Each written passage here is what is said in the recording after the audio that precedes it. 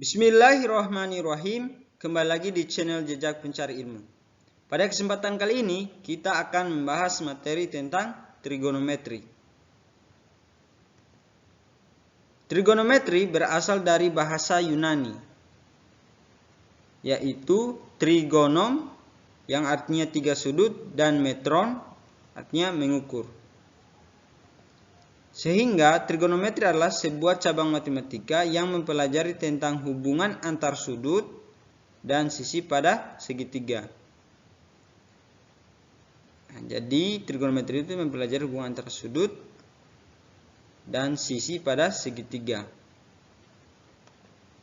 Nah, coba perhatikan segitiga ABC. Panjang sisi AB 4, kemudian panjang sisi BC itu 3, pasti panjang sisi miringnya itu 5. Nah, karena kita sudah buktikan di video sebelumnya, nanti tinggal dicek tentang pembuktian rumus teorema Pythagoras.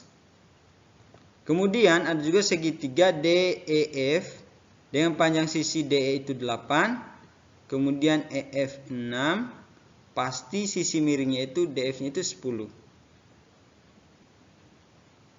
Nah, namun di sini yang kita bahas bukan memperoleh nilai 10-nya ini, namun kita akan melihat perbandingan antara sisi pada segitiga. Nah, karena di trigonometri kan yang dipelajari tentang sisi dan sudut pada segitiga. Nah, namun di sini kita lihat dulu pada sisi segitiga. Nah, jadi AB per BC, jadi saya bandingkan dulu ya, yaitu AB banding BC itu 4/3. Nah, kemudian saya bandingkan lagi dengan segitiga DEF. Nah, kalau di sini kan AB per BC, maka di sini akan diambil adalah DE per EF. Berarti 8/6. Nah, kemudian 8/6 ini saya perkecil, itu saya bagi 2, itu hasilnya 8 bagi 2 4, kemudian 6 bagi 2 3. Nah, kemudian lagi setelah kita bandingkan AB per BC, sekarang ambil lagi BC per AC. Maka BC-nya itu 3, AC-nya itu 5. Jadi 3/5. Nah, jadi saya bandingkan lagi dengan segitiga DEF, yaitu yang diambil lagi EF banding FD. Nah, jadi kan kalau di segitiga ABC tadi BC per AC, nah, maka yang kalau di segitiga DEF itu EF banding FD. Berarti 6/10. Kan panjang sisi EF 6, panjang sisi FD 10. Nah, kemudian kedua ruas ini saya bagi lagi dengan 2. Sehingga diperoleh 3/5. Jadi 6 bagi 2 3, 10 bagi 2 5. Nah, setelah dibandingkan BC per AC, sekarang ambil lagi AB. Saya bandingkan AC per AB. Jadi saya bisa tuliskan 5/4.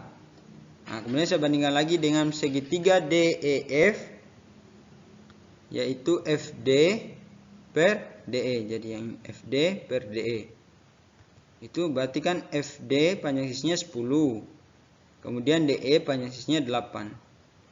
Nah, kemudian saya bagi dengan 2 kedua ruasnya ya. Jadi 10 bagi 2 itu 5, kemudian 8 bagi 2 4, sehingga 5/4. Nah, coba kita perhatikan, kita sudah bandingkan sisinya ya. Coba diperhatikan di sini 4/3, di sini juga 4/3. Menjadi pertanyaan, kenapa bisa sama perbandingannya? Padahal di sini kan angkanya beda. Di sini AB itu 4, di sini DE 8. Namun hasil perbandingannya sama. Kenapa? Coba kita lihat ya. Walaupun segitiga ABC, yang ini ya, segitiga ABC dan segitiga DEF panjang sisinya berbeda, namun kedua segitiga tersebut sebangun. Nah, kenapa sebangun? Dan kemudian nilainya perbandingannya sama? Karena memiliki sudut yang sama besar. Itulah kenapa perbandingan sisinya bisa sama.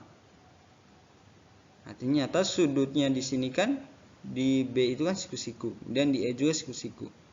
Ternyata yang menjadi faktor utama juga adalah sudut yang sama besar. Pada segitiga sebangun perbandingan sisinya sama besar. Terbukti ya. Tadi kan kita sudah bandingkan tadi, misalkan AB banding BC kan 4/3. Kemudian DE kita bandingkan juga dengan EF, itu dia 4/3. Jadi pada segitiga sebangun perbandingan sisinya sama besar. Bagaimana dengan perbandingan sudut? Setelah kita bandingkan tadi, misalkan ini panjang sisinya sama, walaupun segitiganya berbeda. Di sini kita akan lihat bagaimana perbandingan dengan sudut. Maka muncul istilah untuk perbandingan sudut yang bernama sin, cos, tan, kosekan, sekan, dan kotangent. Setelah kita membahas perbandingan segitiga, maka kita lanjut pada perbandingan sudut.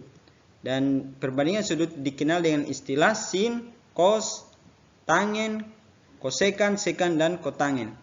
Jadi kita akan ketahui apa sih yang dimaksud dengan sin, cos, tangent, dan lain sebagainya. Oke, kita lihat pada segitiga, misalkan ada sisi A, sisi B, kemudian sisi C. Ini pada segitiga ya. Kemudian ada sudut, misalkan kita anggap di sini theta sudut. Kita belum ketahui nilainya. Oke, sin theta itu apa sih yang dimaksud dengan sin theta? Yaitu sin demi. Yaitu sin theta sama dengan sisi depan sudut per dengan sisi miring. Jadi sisi miring itu yang mana? Yang ini C. Sisi depan sudut yang mana? Yang ini sisi depan sudut, di depannya, maka A. Sehingga saya bisa tuliskan sin theta sama dengan sisi depan sudut A per dengan sisi miring itu C. Sehingga saya bisa tuliskan sin theta A per C. Kemudian lagi kita lihat cos theta. Cos theta yaitu, ingat saja, kosami. Apa itu? Cos theta sama dengan sisi samping sudut diper dengan sisi miring. Yang sisi miring kan yang ini, yang C. Sisi bagian C. Sementara sisi samping sudut berarti yang ini B, sampingnya. Kalau depannya A, maka sampingnya B, sisi miringnya C. Sehingga cos theta sama dengan sisi samping per sisi miring itu B per C. B-nya itu sisi samping, C-nya sisi miring. Kemudian tan theta. Ingat saja tan desa. Apa itu? Tan theta sama dengan sisi depan sudut yang ini ya, diper dengan sisi samping sudut. Samping yang mana ini? Berarti B. Sehingga tan theta sama dengan sisi depannya itu A, sisi sampingnya B. Saya bisa tuliskan tan theta sama dengan A per B. A-nya itu sisi depan ini, dan sisi sampingnya B.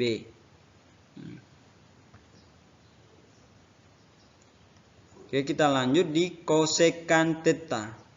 Kosekan theta ini dia kebalikan dari sin theta. Jadi kosekan theta sama dengan 1 per sin theta. Dia kebalikannya. Sama dengan, saya bisa tuliskan itu 1 per sin theta tadi apa? A per C. Jadi sin theta saya ganti dengan A per C. Kemudian ini kan bentuknya pembagian ya, pembagian pecahan. Sehingga saya bisa tuliskan sama dengan 1 dibagi A per C. Ini kan bentuk pembagian pecahan. Sehingga saya bisa tuliskan itu 1 dikali dengan C-nya pindah ke atas, A-nya pindah ke bawah. Sehingga dikali C per A. Sama dengan itu C per A. Itu 1 kali C hasilnya C. Ini kan sama saja 1 per 1. 1 kali A hasilnya A. Jadi kosekan itu kan kebalikannya dari sin. Maksudnya itu kalau di sin theta itu A-nya di atas, kalau di kosekan theta itu A-nya jadi ke bawah. Kemudian di sin theta C-nya dia di bawah, kalau di kosekan theta dia C-nya pindah ke atas. Nah, kemudian kita lanjut di sekan theta. Sekan theta itu dia kebalikan dari cos theta. Sehingga saya bisa tuliskan 1 per cos theta. Sama dengan cos theta tadi apa? B per C. Sehingga saya bisa tuliskan sekan theta sama dengan 1 per cos theta apa tadi? B per C. Nah, kita gunakan lagi 1 bagi B per C itu hasilnya itu C per B. Coba lihat kan? Dia kebalikannya. Nah, kalau cos theta C-nya ke bawah, kalau di sekan theta dia C-nya pindah ke atas. Begitupun sebaliknya. Dan kita lanjut di kotangen theta. Nah, kotangen theta itu dia kebalikan dari tan theta. Sehingga saya bisa tuliskan 1 per tan theta sama dengan 1 per tan theta apa tadi? A per B. Sehingga 1 bagi A per B sama dengan B per A. Jadi dia kebalikannya. Nah, sehingga bisa kita simpulkan sin theta sama dengan A per C, yaitu sisi depan per sisi miring. Kalau kosekan theta, dia kan kebalikannya, berarti itu hasilnya C per A, berarti sisi miring per sisi depan. Kan kebalikannya. Atau bisa juga dituliskan kosekan theta itu sama dengan 1 per sin theta. Kemudian kesimpulan yang kedua itu cos theta sama dengan sisi samping sudut yaitu B diper dengan sisi miring, atau ingat saja kosami. Sementara sekan theta itu kebalikan dari cos theta, sehingga yaitu C per B. Atau bisa juga dituliskan sekan theta itu sama dengan 1 per cos theta. Nah, kemudian yang ketiga, tan theta itu kan sama dengan A per B. Kalau kotangen theta itu kebalikan dari tan theta yaitu B per A. Atau bisa juga dituliskan kotangen theta itu sama dengan 1 per tan theta. Nah, kemudian kita sudah bahas mengenai trigonometri, yaitu perbandingan antara sisi dan sudut pada trigonometri.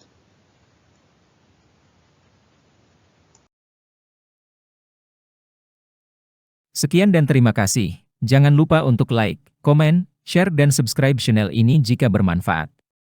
Jika ada pertanyaan bisa ajukan di kolom komentar. Sampai bertemu di pertemuan berikutnya.